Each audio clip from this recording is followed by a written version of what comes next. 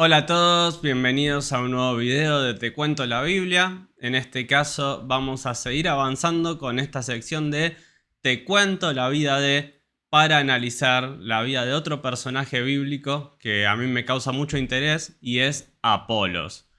Apolos, que es la única persona en la Biblia que se le da el título de poderoso en las escrituras. Es decir, es una persona que tenía mucha capacidad de entendimiento bíblico al punto que muchas personas lo consideran como el posible autor de la epístola a los hebreos.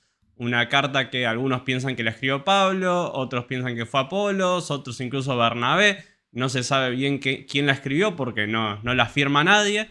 Pero bueno, o sea, ya que Apolos se ha puesto a la altura de, por ejemplo, el apóstol Pablo para ser uno de los posibles autores de esta epístola, nos habla mucho acerca de su capacidad y de su elocuencia para enseñar acerca, sobre todo, de cómo en el Antiguo Testamento se hacía referencia a Jesús.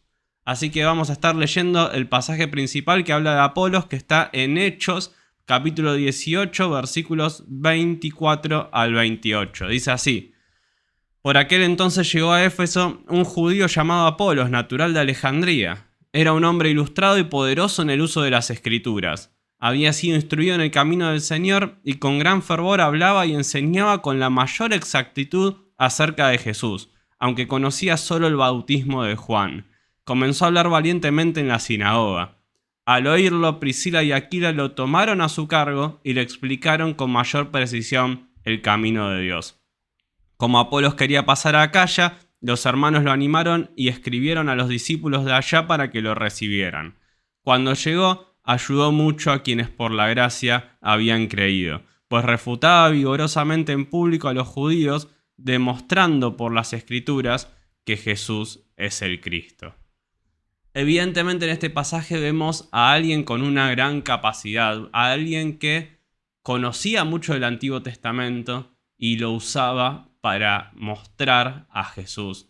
De hecho, dice que refutaba en muchos casos a los judíos y gracias a su predicación muchos hermanos que recientemente habían creído en la fe, habían aceptado a Jesús, cobraban ánimo.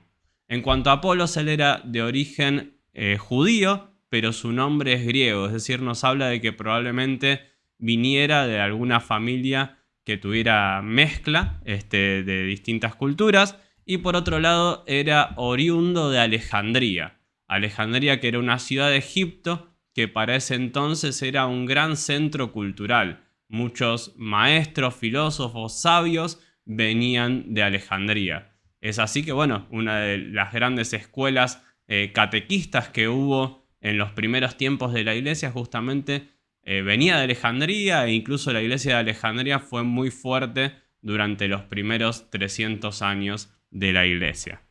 El gran problema de Apolos, si bien él había creído en el evangelio, si bien había sido instruido en la fe, es que el conocimiento que tenía de este evangelio era parcial. Dice que él hablaba con elocuencia, que tenía mucho conocimiento, pero a pesar de tener mucho conocimiento en las escrituras, no había entendido algo fundamental que está muy vinculado con el evangelio. Justamente él hablaba acerca del bautismo de Juan, es decir, se ve que de algún modo algún discípulo de Juan el Bautista o alguien le predicó el evangelio, pero quien le predicó no le había dado todo el mensaje completo.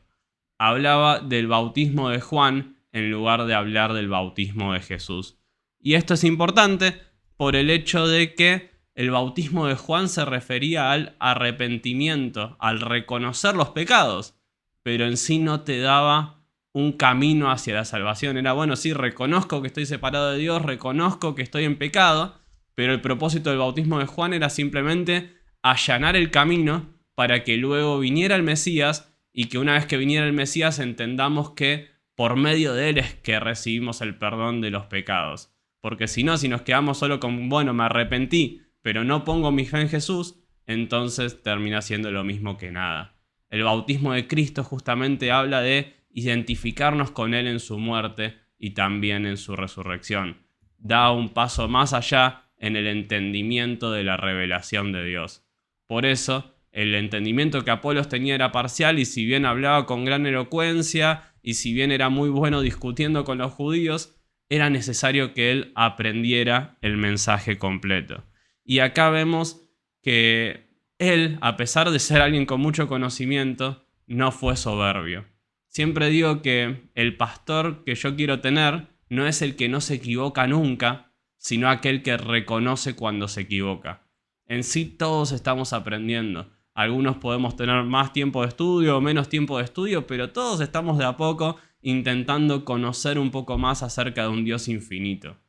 Hay tanto por aprender de Dios, es tan rica la palabra de Dios, que nunca vamos a llegar a tener el conocimiento pleno de todas las cosas. Obviamente nos esforzamos por aprender, por crecer más cada día, pero siempre nos quedan más cosas por aprender.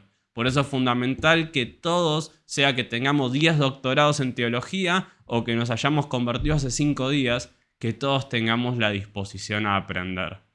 En el caso de Apolos, él podría haber usado su conocimiento para dejar de lado toda corrección que quisieran hacerle. Sin embargo, él aceptó que Priscila y Aquila le enseñaran cosas que él quizás no sabía o no había aprendido. Y por otro lado, qué buena la actitud de Priscila y Aquila. Hoy en día vemos mucho que hay líderes o pastores que quizás si ven a alguien que está creciendo demasiado, buscan la manera de anularlo, de dejarlo de lado por miedo a que crezca de más y que de repente lo termine sobrepasando. Es como que está esta tendencia a querer conservar su puesto, su lugar, y dejar de lado a todo aquel que intente o que pueda llegar a quizás superarlo.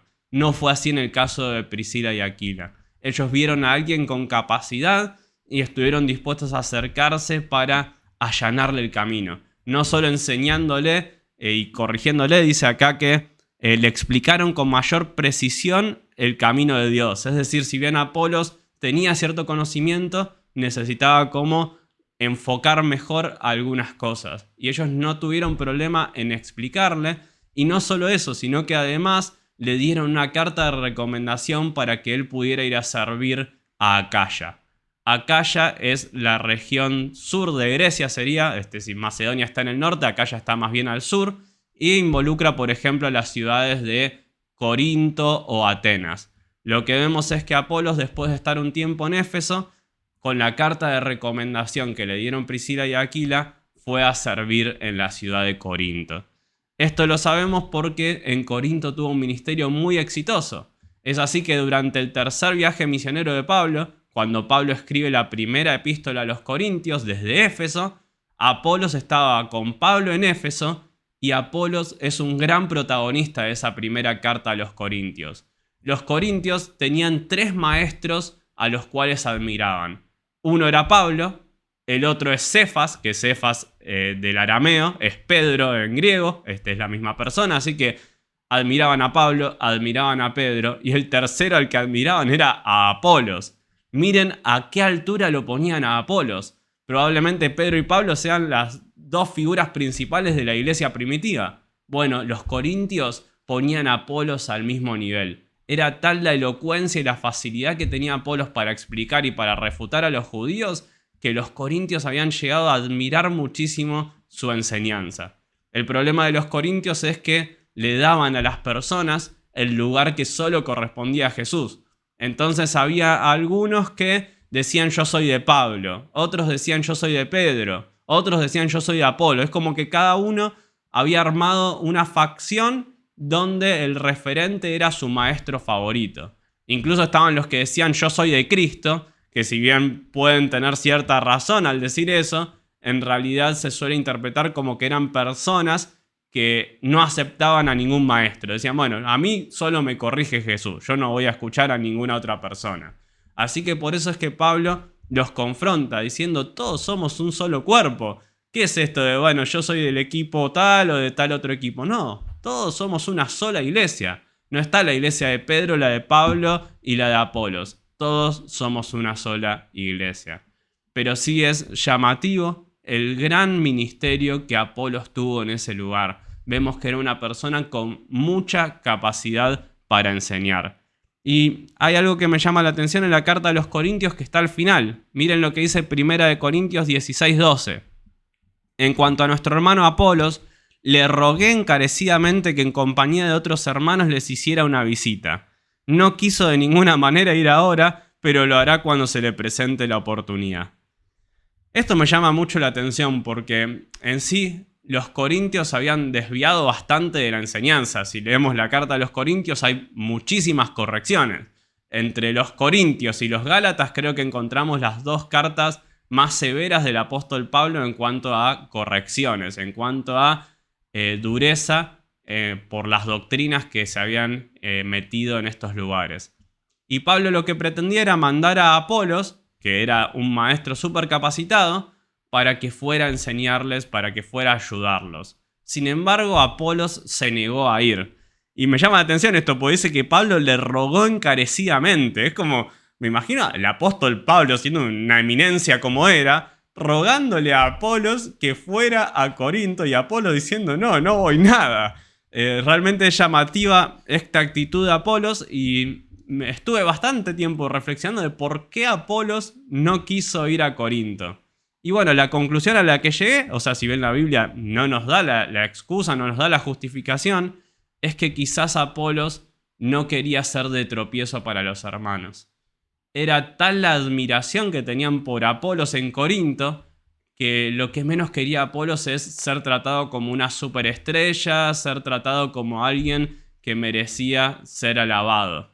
Apolos quería que sus hermanos en Corinto exaltaran a Jesús, no lo exaltaran a él. Si bien él podría haber ido a Corinto y haber llegado como el super pastor, el super predicador, que todos querían escuchar y que quizás le daban un hotel 5 estrellas para que se quede y todo. Obviamente no había hoteles de ese tipo, pero bueno, imaginemos ¿no? Podría haberles dado muchas cosas, podría haber recibido muy buen trato en ese lugar, pero aún así Apolos eligió no ir porque no pensaba que fuera el momento de estar en ese lugar. Creía que su presencia iba a ser de tropiezo. A él le importaba el progreso del evangelio, el progreso en la fe de los hermanos y no su propia persona. No le importaba los halagos que pudiera llegar a recibir. Así que para reflexionar en cuanto a la vida de Apolos, tenemos 3 cosas para destacar en todo esto que leímos. En primer lugar, que no basta con evangelizar, sino que tenemos que evangelizar con el mensaje correcto. Todo esfuerzo que hagamos predicando un mensaje erróneo es un esfuerzo que es en vano.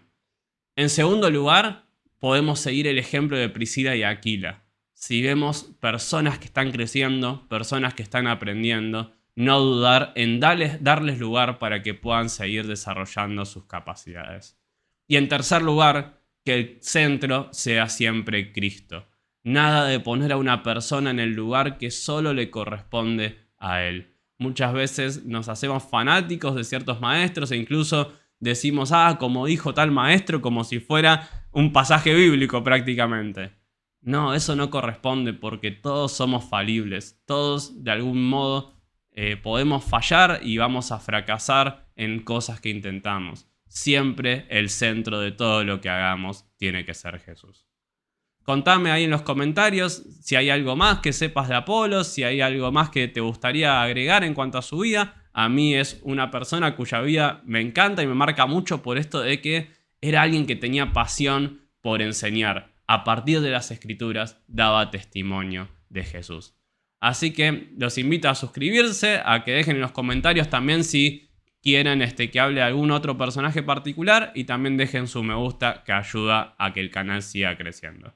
Por lo demás, nos vemos en el próximo video de Te Cuento la Biblia.